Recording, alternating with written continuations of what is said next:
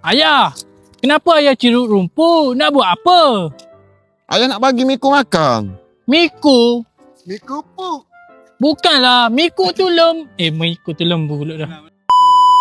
Ayah, kenapa ayah cirut rumput? Nak buat apa? Ayah nak bagi Miko makan. Miku? Miku tu kucing lah ayah. Habis tu ayah tengok lembu kawan ayah tu makan je rumput. Dah. Ayah. Ayah ni ingat apa? Miku tu kucing bukan lembu. Tapi binatang juga kan. Apalah ayah ni. Pelik-pelik je. Dah, mari hari hijau kita main sini. Apa? Cirut rumput tak putus-putus ni. Adik, buat apa tu? Hijau, kenapa kau gelak?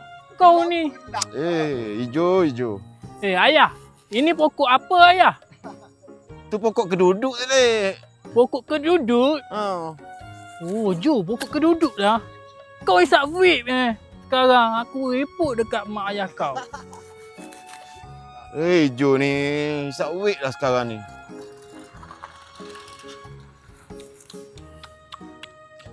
Adik makan kau buah tu?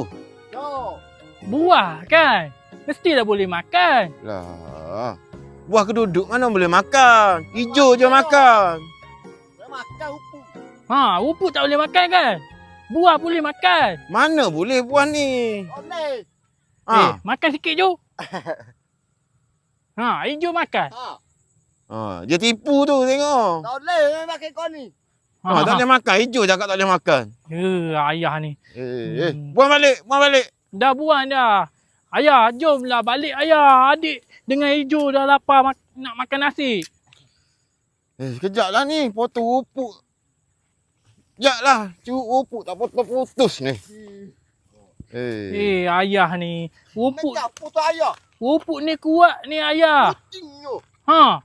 Hijau pun tahu. Jo, kena guna ni kan.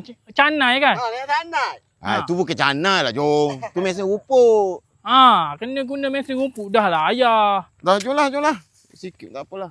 Jo, tolonglah bawa ni. Bawa lah. Alah. Bawa lah kayuh tu. Tak makan saman lah hijau ni. Jom.